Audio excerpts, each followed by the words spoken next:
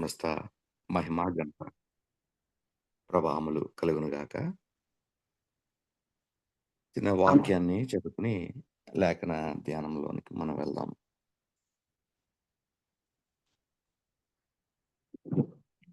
రోమిలికి రాబడిన పత్రిక నుండి 6వ అధ్యాయము 3వ వచనం నుండి 5వ వచనం వరకు మనం చదువుకుందాం. క్రీస్తు రోమిలికి యేసులోనికి బాప్తీసం పొందిన మనందరము ఆయన మరణములోనికి బాప్తీసం పొందితమని మీరు ఎరుగరా? కాబట్టి తండ్రి మహిమ వలన క్రీస్తు మృతుల నుండి ఎలాగూ లేపబడెనో అలాగే మనమును నూతన జీవము పొందిన వారమై నడుచుకొనుచు నడుచుకొనున్నట్లు మనము బాప్తీసం వలన మరణంలో పాలు పొందుటకే ఆయనతో కూడా పాతి పెట్టబడితిమి. మరియు ఆయన మరణం యొక్క సాదృశ్యమందు ఆయనతో ఐక్యము గలవారమైన ఎడల ఆయన పునరుద్ధానం యొక్క సాదృశ్యమందును ఆయనతో ఐక్యము గల వారమై ఉందుము. చదవబడిన వాక్య భాగం దేవుడు మన వెనుకల్లో ఫలింపచేయనుగాక. ఆమేన్. ఈ దినము మరి ఎంచుకున్నటువంటి అంశము ఏంటంటే బాప్తిస్ము యొక్క అయితే నిజమైన అర్థాన్ని ఈ దినము తెలుసుకోవడానికి మనం ఒక చిన్న ప్రయత్నం చేద్దాం.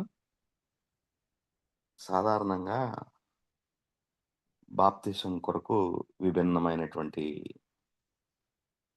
డినామినేషన్స్ బాప్తిసం దగ్గర విడిపోతూ ఉంటాయి. అంటే ఒక్కొక్కరు ఒక్కొక్క సిద్ధాంతం ప్రకారం వారు ఫాలో అవుతూ ఉంటారు ఒక్కొక్క సిద్ధాంతాన్ని. ఉదాహరణకి ఒక లూథరన్ డినామినేషన్ వ్యక్తి వాళ్ళు చిలకరింపు బాప్తిసం అనేట్టుగా వారు దాన్ని ప్రోత్సహిస్తారు.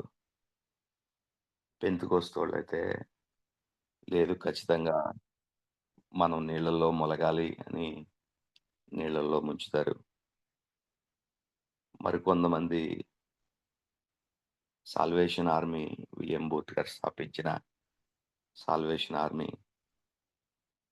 జెండా కింద నుంచి వాళ్ళు వెళ్తే వాళ్ళకి బాప్తిసం అయినట్టు అని వాళ్ళు. కొంతమంది చిలకరింపు కాదు కుమ్మరింపు అని నీళ్లు కుమ్మరించి బాప్తిసం ఇచ్చేటువంటి ప్రక్రియ నానా విధాలుగా ఇవి ఉంటా ఉన్నాయి. అయితే ఇవన్నీ మనం అర్థం చేసుకుంటే వీటిని మనం ఏమని పిలవచ్చంటే బాప్తిసం పొందే విధానము లేదా మోడ్ ఆఫ్ బాప్తిజం అని అంటాం. మోడ్ ఆఫ్ బాప్తిజం అంటే బాప్తిసం పొందే విధానము అవి రకరకాలుగా ఉన్నాయి. దీని మీద మరి దృష్టి సారిస్తున్నారు కానీ బాప్తిసం యొక్క అర్థం మీద ఎవరో మరి దృష్టి పెట్టేటువంటి పరిస్థితి మనం చూడట్లేదు ప్రస్తుత కాలంలో. అయితే ఈ విషయాన్ని మనం మరి పరిశీలన చేసినప్పుడు దేని మీద మనము దృష్టి సారించాలి? నిజమైన బాప్తిసం అంటే ఏంటి అనేది విధానాన్ని మనం నేర్చుకోవడానికి ప్రయత్నం చేద్దాం. చదవబడిన ఈ లేఖన భాగంలో దానికి సపోర్టింగ్‌గా ఇంకొక వాక్యాన్ని కూడా మనం చదువుకుని ముందుకు సాగుదాం. కొరింథీయులకు రాయబడిన మొదటి పత్రిక 10వ అధ్యాయము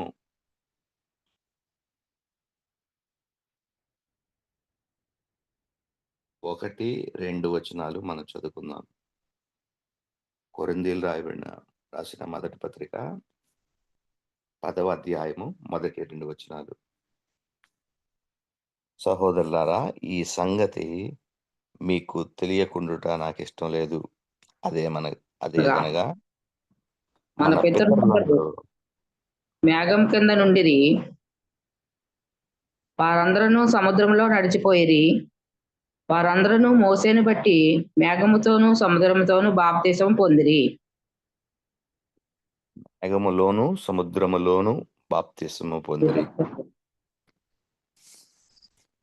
ఇక్కడ మనం చూస్తే ఈ విషయాన్ని ఒక మాటను అర్థం చేసుకోవచ్చు. అసలు బాప్తిసం ఎక్కడ ప్రారంభమైంది అనేది మనం ఆలోచన చేస్తే, పాత నిబంధనలో సాధారణంగా దీన్ని ఎక్కడ మనం కనుగొనలేము గానీ, నూతన నిబంధనకొచ్చేసరికి బాప్తిసమిచ్చే యోహాను ప్రజలను హెచ్చరిస్తూ, మరి మారు మనసు నిమిత్తము, పాప క్షమాపణ నిమిత్తము బాప్తిస్మము పొందండి అనేటట్లు బోధ మరి చేయబడినటువంటి స్థితిని మనం చూస్తా ఉన్నాం నూతన నిబంధన ప్రారంభంలో. అంటే పాత నిబంధనలో శుద్ధీకరణ క్రమాలున్నాయి కానీ, బాప్తిస్మము అనే పదం మాత్రం నూతన నిబంధన దీంట్లోనే మనం చూస్తాం. సరే, ఈ ఈ విషయాన్ని కొంచెం మనం పరిశీలన చేస్తే, మనం అనుకునేటువంటి చాలామంది ఇలా వాదిస్తారు. అంటే నేను ఏది తప్పు, ఏది కరెక్ట్ అని నేను చెప్పను గానీ, ఇప్పుడు ముంపుడు బాప్తిసమే కరెక్టు అని వాదించేటువంటి వాళ్ళు లేకపోలేదు. లేదా ఏదైనా పర్లేదు అని వాదించేటువంటి వారు కొంతమందుంటారు. ఏదేమైనప్పటికీ ఈ ఉదాహరణ మనం చూస్తే, ఇశ్రాయేలీయుల ప్రజల కోసం ఒక ఉదాహరణ ఇక్కడ ఇవ్వబడింది. అదేంటంటే, వారందరూ సముద్రములో నడిచిపోయారు. అందరును మోషేని బట్టి మేఘములోను, సముద్రములోను బాప్తిస్మము పొందిరి.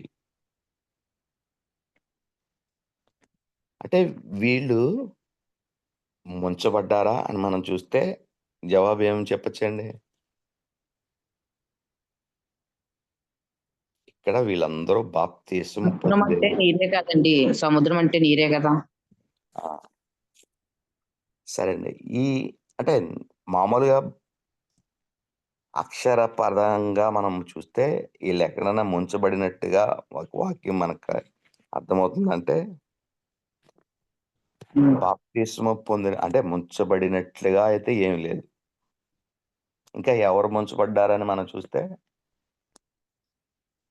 ఫరో సైన్యమే బాగా ములిగింది ఇంకా చూస్తే. హ్మ్. మనం అనుకోలే. మరి ఫరో సైన్యమే బాప్తిస్మం పొందిందనుకోలే. ఎందుకంటే వాళ్ళే కదా ముంచబడ్డారు. అంటే నేను చెప్పే మాట అర్థం ఏంటంటే, వాళ్ళు ముంచబడ్డారా? తేల్చబడ్డారా? లేతే వాళ్ళ మీద చిలకరించబడ్డాయా? కుమ్మరింపబడ్డాయా? జెండా కింద నుండి వెళ్ళారా? ఇది కాదండి బాప్తిస్మం అంటే. ఇక్కడ మనం ఆలోచన చేస్తే, మోషేలోను అక్కడ 2 పదాలు వాడారు. సముద్రంలోను, మేఘములోను రాస్తూ మోషేను బట్టి అని ఫుట్‌నోట్ పెట్టి, మోషేలో బాప్తిస్మం పొందారు. మోషేలో. పోనీ మేఘంలో పొందారు, నీళ్ళల్లో పొందారు అంటే అర్థం ఉంది. మోషేలో పొందడం అంటే ఏంటి అనేది మనం అర్థం చేసుకోవాలి. అంటే వాళ్ళు ఐడెంటిఫై చేయబడ్డారు అనే విషయాన్ని మనం అర్థం చేసుకోవాలి. గుర్తింపు అనేటువంటిది. మోషేలో గుర్తింపబడ్డారు అన్న విషయం మనం అర్థం అర్థం కావాలి. అంటే ఏంటంటే, అప్పటి వరకు వాళ్ళు ఐగుప్తు దేశంలో ఫరో క్రిందున్నారు. ఫరో క్రింద వారు వెట్టి చాకిరీ పనులు చేసినటువంటి పరిస్థితులు. వారి నిట్టూర్పులు దేవుడు విని వారిని విడిపించడానికి నాయకుడిగా మోషేను పంపించారు.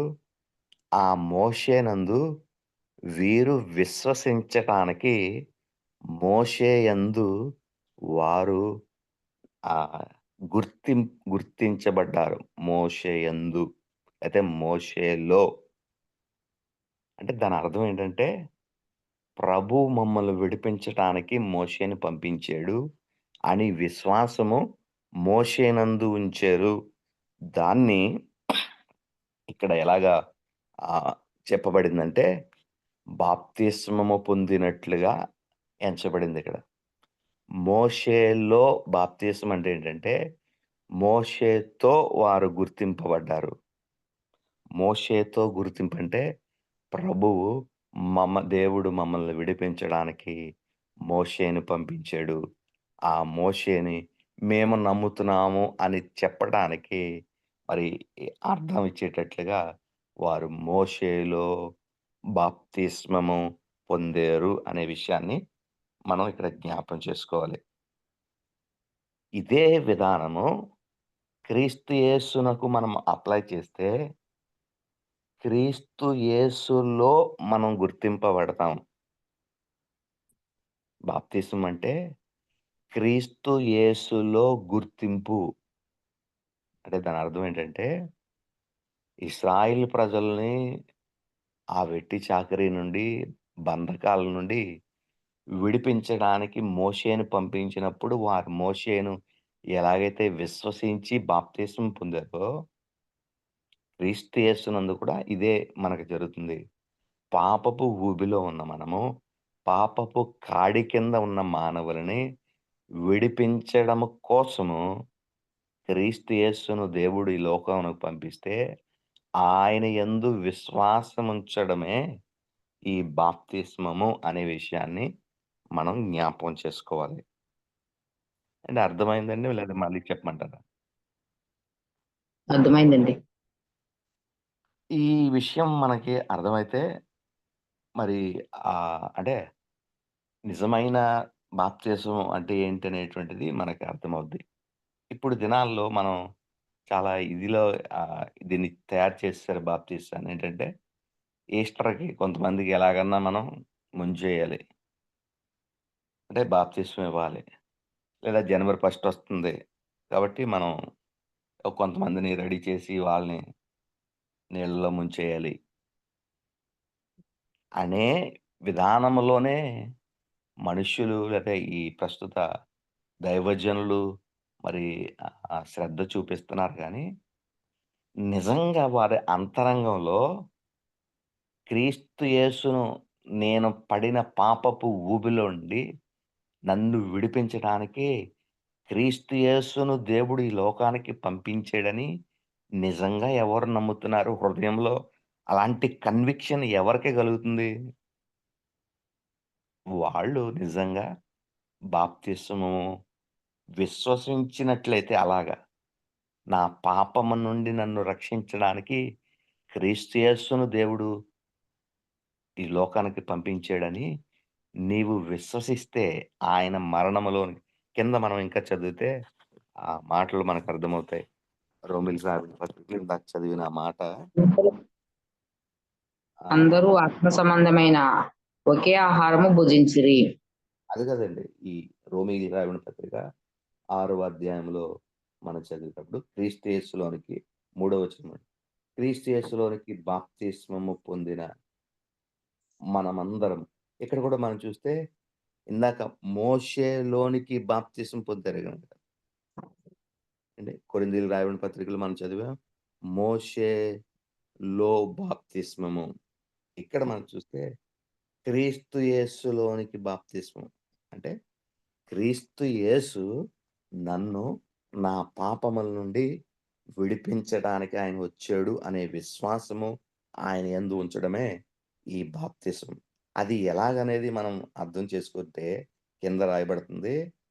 ఆహ్, ఆ క్రీస్తు యేసులో బాప్తిస్మము పొందడం అంటే ఏంటంటే, మనమందరము ఆయన మరణములోనికి బాప్తిస్మము పొందితిమని మీరెరుగరా? అంటే క్రీస్తు యేసులోనికి మనం బాప్తిస్మము పొందుతున్నామంటే, దాని అర్థం ఏంటంటే, ఆయన మరణములోనికి మనం బాప్తిస్మము పొందుతున్నామని అర్థం. ఇప్పుడు ఈ ఉదాహరణ చెప్పనివ్వండి. అప్పుడు మీకు ఇంకా అర్థమవుతది. ఉదాహరణకి ఒక ఇండియా క్రికెట్ టీమ్ ఉందనుకోండి. వీళ్ళు ఎవరిని ప్రాతినిధ్యం వహించి వాళ్ళు ఆడుతున్నారంటే, భారతదేశమంతటిని, భారతదేశమంతటిని వాళ్ళు రిప్రజెంట్ చేస్తున్నారు. ప్రాతినిధ్యం వహించి భారతదేశం తరపున వీళ్ళు ఆడుతున్నారు. ఉదాహరణకి ఇండియా ఓడిపోయిందనుకోండి. ఎవరు ఓడిపోయినట్టు? మనమందరం ఓడిపోయినట్టే ఫీలవుతాం. అయ్యో! మ్యాచ్‌కెళ్ళలేకపోయాం. కప్పు చేజారిపోయింది అని చాలా బాధపడతాం. ఒకవేళ ఇండియా గెలిసిందనుకోండి. అప్పుడు ఎవరు సంతోషిస్తారు? మనమందరం సంతోషిస్తాం. ఎందుకంటే మన తరపున వాళ్ళు ప్రాతినిధ్యం వహిస్తున్నారు. అంటే నేను ప్రత్యక్షంగా వెళ్లి అక్కడ ఆడను. కానీ నా తరపున, మనందరి తరపున ఆడడానికి ఒకళ్ళని ఎన్నుకొని వాళ్ళని పంపించాం. వాళ్ళు ఓడిపోతే మనం ఓడిపోయినట్టు, వాళ్ళు గెలిస్తే మనం గెలిసినట్లుగా భావిస్తా ఉంటాం. అంటే ఇప్పుడు ఇక్కడ ఎవ్ ఎవరిని ప్రాతినిధ్యం ఇక్కడ వహిస్తున్నారంటే ఆడేవాళ్ళు మిగిలిన ఈ 140,00,00,000 మంది ఎవరైతే జనాలున్నారో వీళ్ళని ప్రాతినిధ్యం వహించి, వీళ్ళని రిప్రజెంట్ చేస్తూ ఆ టీమ్ అక్కడ ఆడతా ఉంది. సేమ్ అలాగే క్రీస్తు యేసు వారు కూడా శిలువ మీద మరణిస్తున్నారంటే దాని అర్థం ఏంటంటే, ఈ భూమి మీద ఎంతమంది వ్యక్తులున్నారో ఆ ప్రజలందరి తరపున ఈ ఈ ఇండియన్స్ అందరి తరపున ఆ టీమ్ ఎలాగ ఆడుతుందో, లోకములో ఉన్న అందరితోటి అందరిని రిప్రజెంట్ చేస్తూ ప్రభువు శిలువ మీద మరణిస్తా ఉన్నారు. అంటే దాని అర్థం ఏంటంటే, ఆయన శిలువ మీద మరణిస్తున్నారంటే, నీవు నేను మరణిస్తున్నట్లు. ఆయన చనిపోయారు అంటే, శిలువ మీద ఎవరు చనిపోయినట్టు? నీవు నేను చనిపోయినట్టు. ఆయన తిరిగి లేచారు చనిపోయి అనంటే, ఎవరు లేచినట్టు? నీవు నేను లేచినట్లు. కాబట్టి ఆయన మరణము నా మరణము. ఆయన సిలువ వేయబడుట, నీవు నేను సిలువ వేయబడుట. ఆయన ఆహ్, తిరిగి లేవడం, నీవు నేను తిరిగి లేచినట్టు. కాబట్టి ఆయనతో ఐక్యపరచబడడం, లేతే ఆయనతో గుర్తింపబడడం అనే అర్థం ఏదైతే మనం ఇక్కడ తీసుకుంటున్నామో, దాని పూర్తి అర్థం ఏంటంటే, ఆయన మరణములోనికి బాప్తిసం పొందుతున్నాం. అంటే ఆయన మరణము, నా మరణం కింద, ఆయన తిరిగి లేవడము, నా పునరుద్ధానం కింద మనం భావిస్తా ఉన్నాము అనే విషయాన్ని మనం గమనించాలి. కాబట్టి ఇక్కడ మనం అర్థం చేసుకోవాల్సినటువంటి విషయం ఏంటంటే, ఒక ఆహ్, ఉదాహరణకి ఇలాగ ఆలోచన చేద్దాం. ఒక బాటిల్‌లో తేనె ఉందండి. తేనె ఒక బాటిల్‌లో వేసాం. ఇప్పుడు ఆ తేనెకి పైన బాటిల్‌లో వేసిన తర్వాత ఒక స్టిక్కర్ వేశారు పైన. ఏదో డాబర్ హనీ అనో, లేదా లైన్ హనీ అనో ఏదో పేరు పెట్టారు. ఇప్పుడు ప్రశ్న ఏంటంటే, ఆ బ్రాండ్‌ని బట్టి లోపలిది తేనయిందా? లేకపోతే లోపలున్న ఆ కంటెంట్‌ని బట్టి అది తేనయిందా అనే విషయాన్ని మనం ఆలోచన చేయాలి. ఇప్పుడు 2 సీసాలు మనం తీసుకున్నాం. ఒక దాని మీద డాబర్ అనేటువంటి బ్రాండ్ పెట్టి అందులో తేనె వేశారు. రెండో సీసాలో బ్రాండ్ ఏం లేదు. ఒట్టి సీసా ఖాళీగా ఉంది. ఆ ఖాళీ సీసాలో తేనెేసాం. ఇప్పుడు ప్రశ్నేంటంటే, ఇప్పుడు 2 బాటిల్‌లో ఏది తేనె అని మనం అడిగితే మనం ఏం చెప్తాం? 2 తేనేనండి. 2 తేనె. ఎందుకంటే, ఇది బ్రాండ్ లేదని ఇది తేనె కాకపోండా పోలేదు. బ్రాండ్ లేదని తేనె కాకుండా పోలేదు. ఇప్పుడు ఇంకొక సీసా ఉంది. మూడో సీసా ఏంటంటే, డాబర్ హనీ అని పేరు పెట్టారు. డాబర్ తేనె అని పేరు పెట్టి, అందులో తేనె కాకుండా బెల్లం పాకం ఏశారు. ఉత్తి బెల్లం పాకమే ఏశారు. ఇప్పుడు ఈ మూడో బాటిల్ ఏదైతే ఉందో, డాబర్ హనీ అన్నారు పైకి, లోపల చూస్తే తేనె ఏశారు. ఇప్పుడు దీన్ని తేనె బాటిల్ అని మనం పిలచ్చా? పిలవకూడదు. ఎందుకని మనం పాన్ పిలవము? దాంట్లో ఉన్నది తేనె బెల్లం పాకం గాబట్టి. లోపలున్నది బెల్లం పాకం కాబట్టి దాన్ని తేనె అని మనం పిలవట్లేదు. దేన్ని మనం తేనె అని పిలుస్తున్నామంటే, అదేదో బ్రాండ్ వేశారని చెప్పి దీన్ని తేనె అని మనం పిలవట్లేదు. ఎలా పిలుస్తున్నాం? లోపలున్నది మనం తిని అది దాన్ని టెస్ట్ చేసి, ఇది తేనా? కాదా? అని మనం ఎన్నో పరీక్షలు చేసి, ఇది ఒరిజినల్ తేనె అని, అప్పుడు దాన్ని తేనె అని మనం నిర్ధారిస్తా ఉంటాం. అలాగే ఒక విశ్వాసికి లేతే ఒక క్రైస్తవుడికి లేతే విశ్వాసికి బాప్తిస్మం కూడా ఇలాంటిదే. బాప్తిస్మం అనేటువంటిది నీళ్ళల్లో ముంచడమో, లేతే నీళ్లు కుమ్మరించడమో, నీళ్లు చిలకరించడమో, జెండా కింద నుండి వెళ్ళడమో, ఇవన్నీ ఏంటంటే పైన మనం అంటిస్తున్న స్టిక్కర్ లాంటిది. అండి అర్థమవుతుందండి? పైన మనం అంటించే స్టిక్కర్ లాంటిది. దీన్ని బట్టి మనం అది స్టిక్కర్‌ని బట్టి లోపలున్నది తేనె కాదా అని మనం ఆహ్, అది నిర్ధారించలేం కదా! స్టిక్కర్‌ని బట్టి. ఎలా నిర్ధారిస్తాం? లోపలున్న కంటెంట్ ఆధారంగా మనం అది తేనె కాదా అని మనకు తెలుస్తది. అలాగే బాప్తిస్మం అంటే నీళ్ళల్లో ములిగావా? చిలకరించుకున్నావా? నీళ్లు కుమ్మరించుకున్నావా? జెండా కింద నుండి పరిగెట్టావా? అని ఇది బాప్తిస్మాన్ని నిర్ధారించదు గానీ, నీ హృదయంలో జరిగే విశ్వాసపు క్రియ ఏదైతే ఉందో ప్రక్రియ. క్రీస్తు యేసు అలనాడు మోషే ఇశ్రాయేలీయుల్ని విమోచించడానికి వారి ఐగుప్తు నుండి బానిస సంకెళ్ళ నుండి వారిని విడిపించడానికి నాయకుడుగా దేవుడు ఈ మోషేని పంపించాడని జనాలు ఎలాగైతే మోషేనందు విశ్వసించారో అతనిలో బాప్తిజం పొందారని రాయబడుతుంది. అలాగే క్రీస్తు యేసును కూడా దేవుడు నన్ను అందుకే 3:16 అదే కదా చెప్తది యోహానులో. ఎవరైతే ఆయన యందు విశ్వసిస్తారో వారు నశింపక నిత్య జీవం పొందునట్లు ఆయన మనకు అనుగ్రహింపబడ్డాడు క్రీస్తు.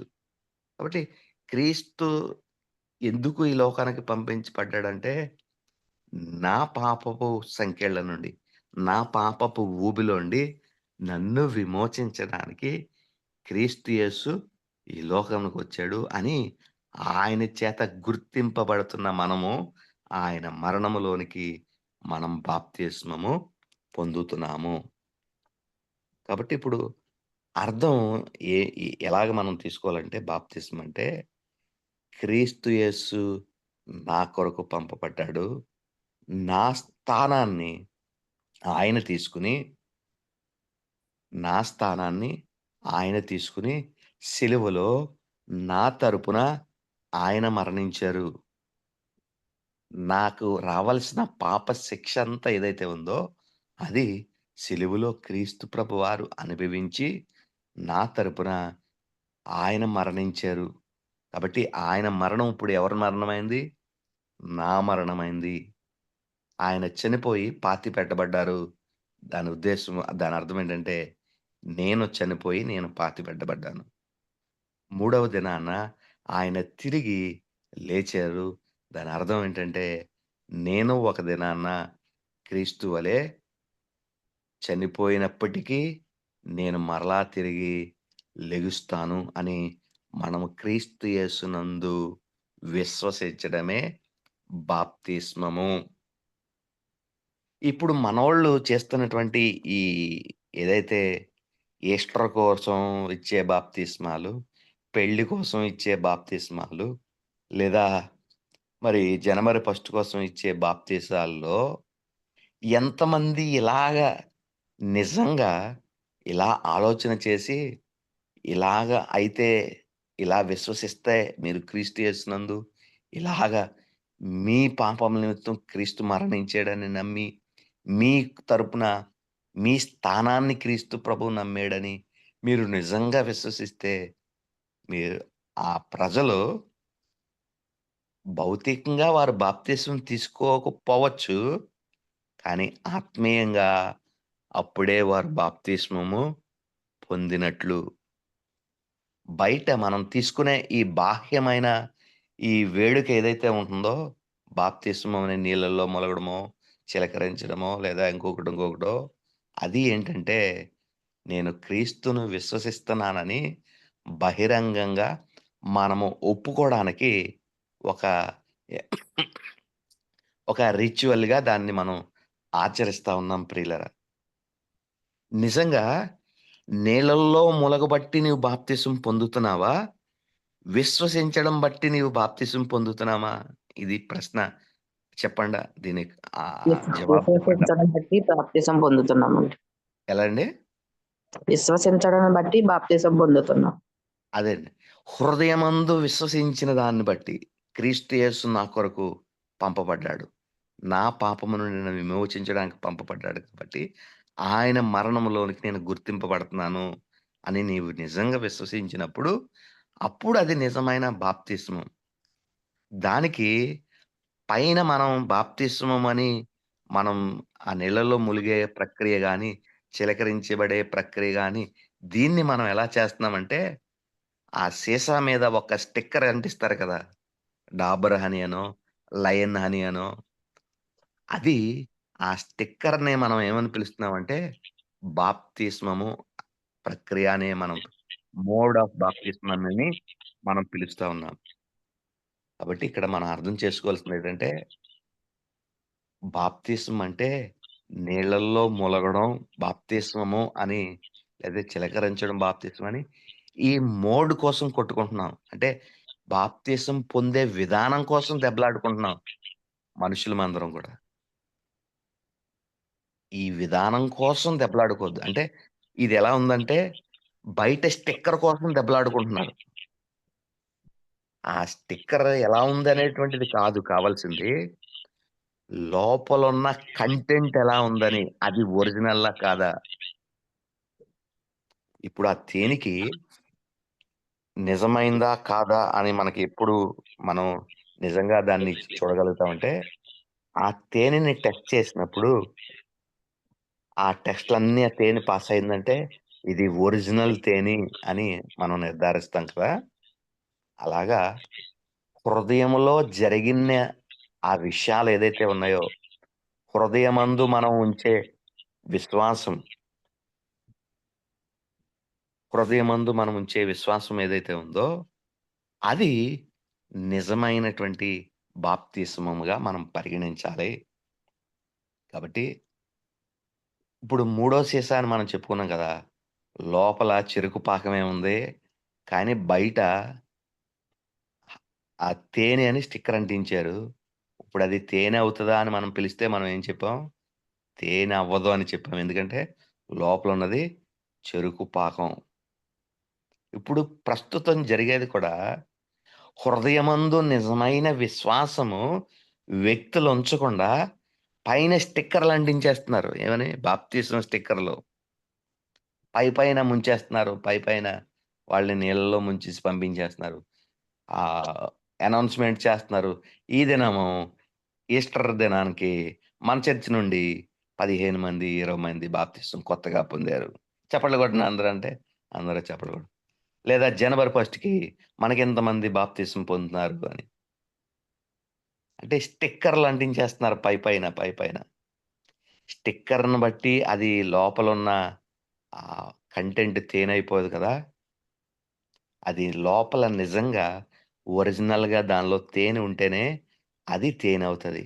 ఒకవేళ ఇలా ఆలోచన చేయండి. స్టిక్కర్ అంటించలేదు. కానీ లోపల సీసా లోపల నిజంగా తేనె ఉంది.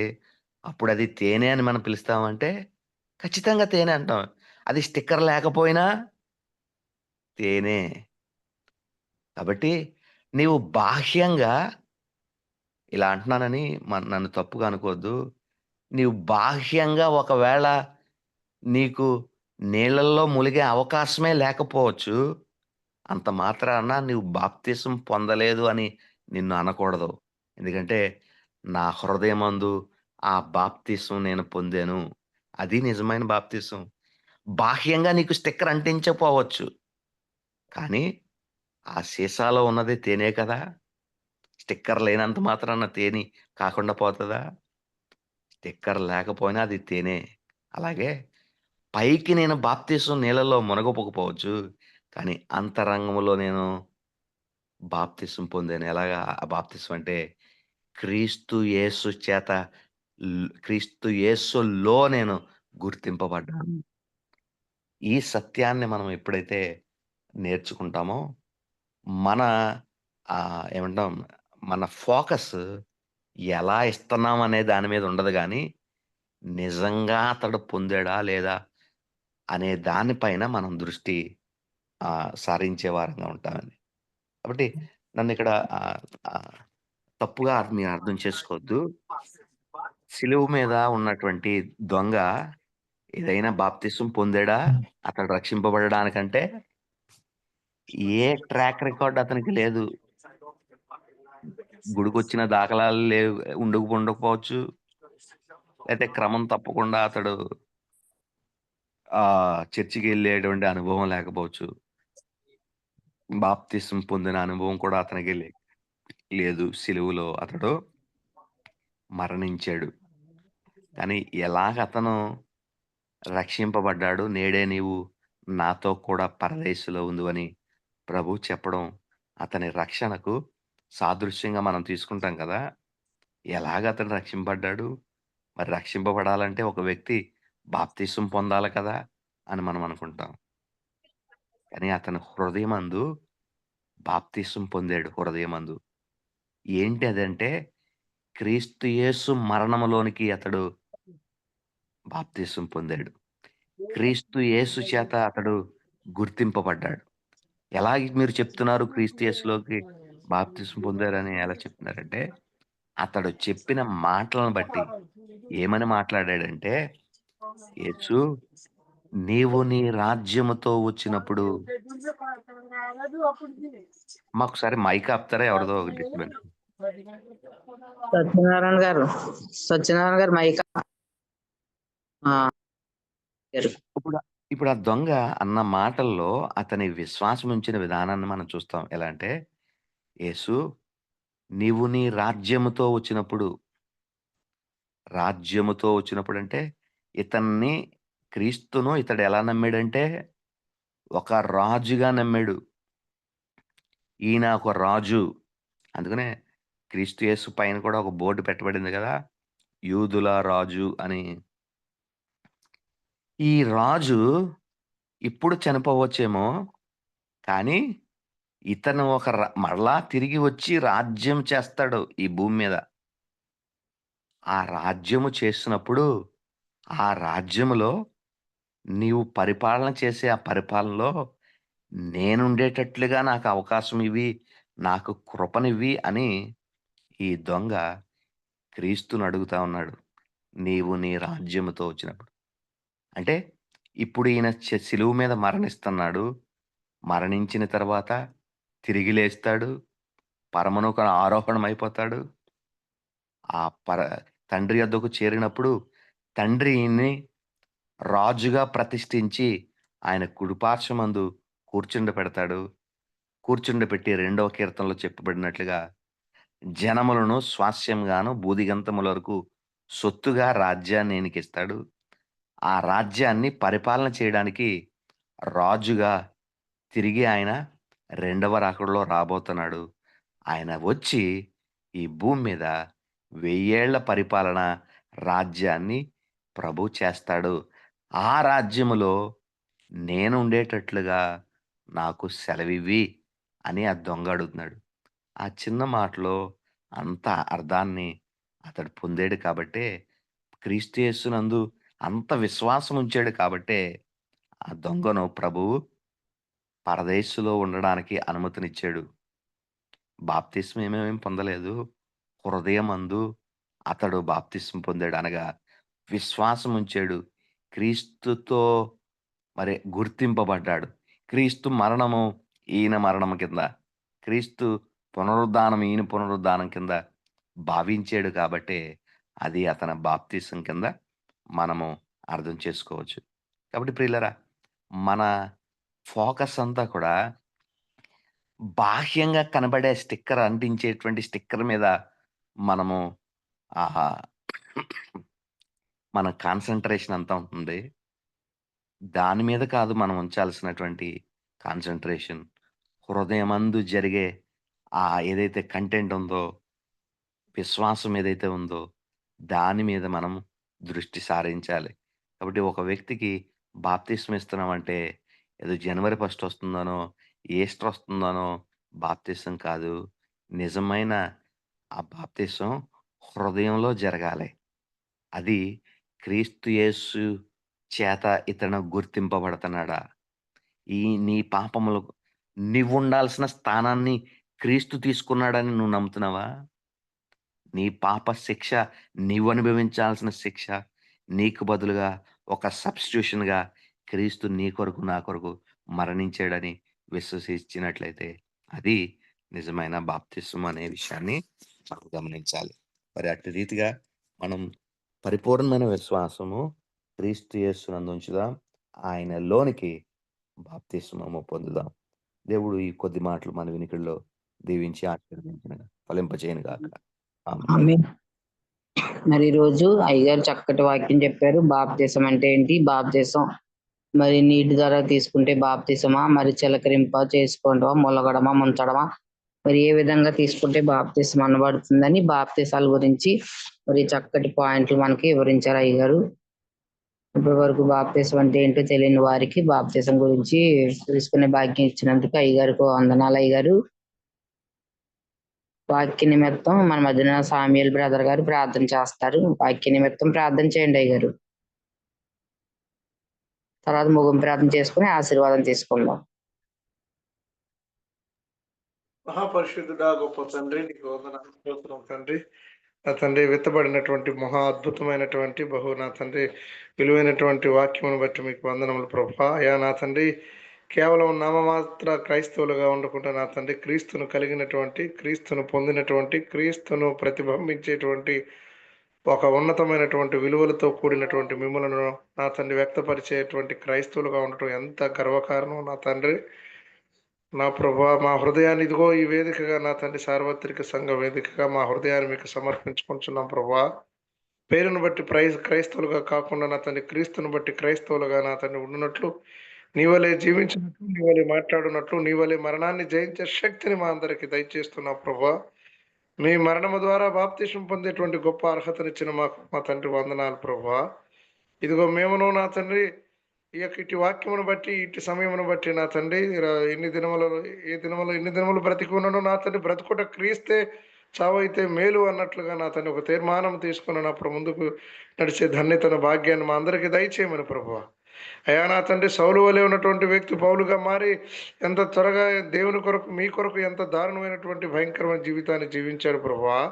అటు రీతిలో మేమును మాలో ఉన్నటువంటి గర్వాన్ని తీసివేసుకొని, పై రంగును తీసివేసుకొని ప్రభువా, హృదయంలో నేను చేర్చుకున్న హృదయమారని వాక్యాన్ని బట్టి ఆనందిస్తూ నీ కొరకు మరణించే శక్తిని, నీ కొరకు జీవించే శక్తిని మా అందరికీ దయచేసి నడిపించుకున్నామని, వెతబడిన వాక్యాన్ని బట్టి, ఇచ్చినటువంటి దైవజనులను బట్టి మీకు వందనాలు. చక్కటి నా తండ్రి, చాలా నా తండ్రి, నా తండ్రి ఒక తోటను కట్టినట్టుగా ఒక కుమ్మరివాడు ఒక కుండను చేసినట్లుగా విప్పినటువంటి వాక్యాన్ని బట్టి మీకు వందనాలు తండ్రి. వాక్యాన్ని మేము ప్రతి ఒక్కరూ నా ప్రభు మా హృదయమారా దీన్ని ఆనందించామని నమ్ముచున్నా తండ్రి. హృదయంలో ఈ విత్తనము మొలిసిన ప్రభా, అదే రీతిలో మేము ఫలించున్నట్లుగా మమ్మల్ని అందరినీ బలపరిచి ముందుకు వాడుకొనమని యేసు క్రీస్తు వారి నామంలో అడిగి పొంది ఉన్నాము తండ్రి. ఆమేన్.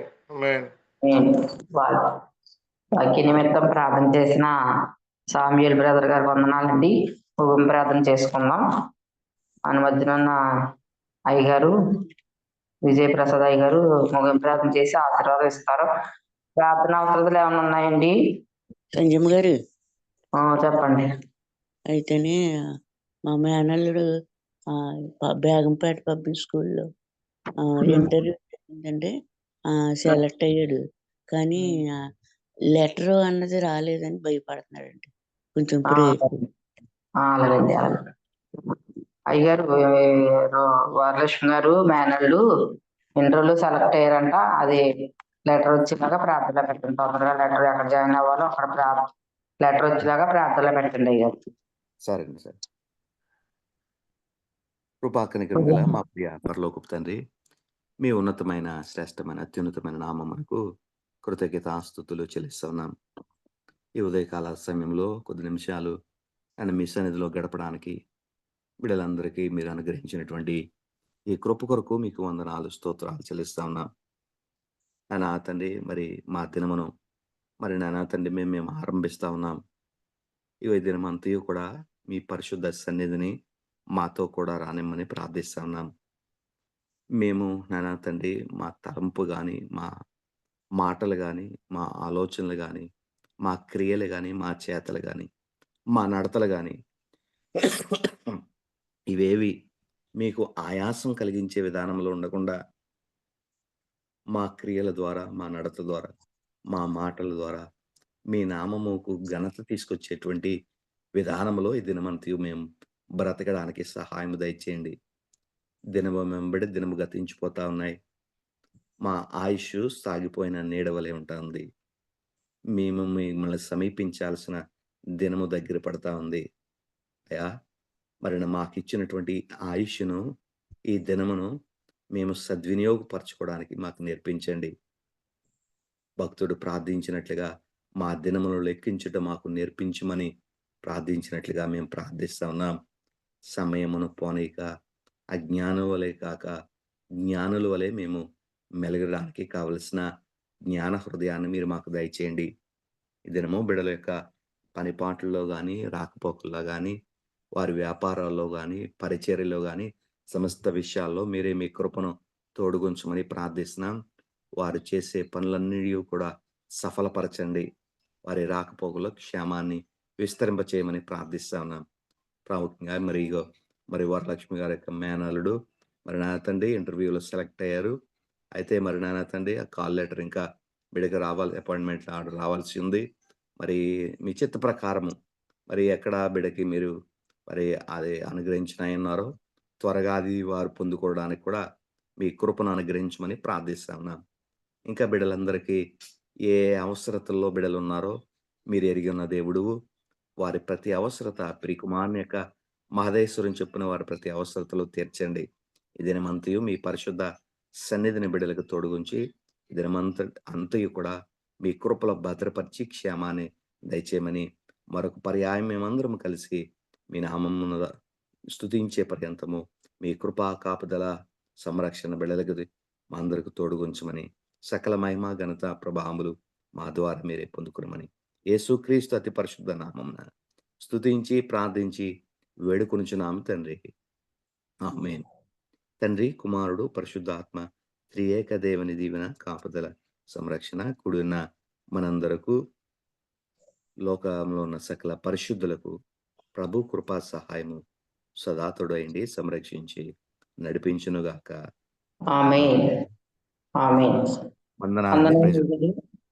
వందనాలండి. జూమ్ లో ఉన్న వారు అందరికీ వందనాలండి. సత్యనారాయణ గారు వందనాలండి. వందనాలండి. సంజమ్మ గారు అందరికీ వందనాలండి. వందనాలండి. వందనాలండి అందరికి వందనాలు.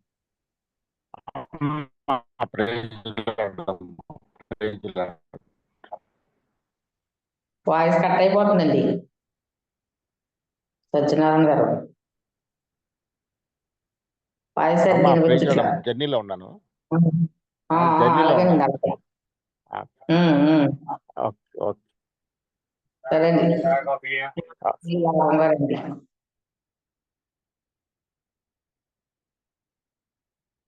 సామ్యూయల్ బ్రదర్ గారు వందనాలండి. ప్రైజ్ ది లార్డ్ అమ్మా. Thank you. Praise lord. 31 అది బాగా జరిగిందా?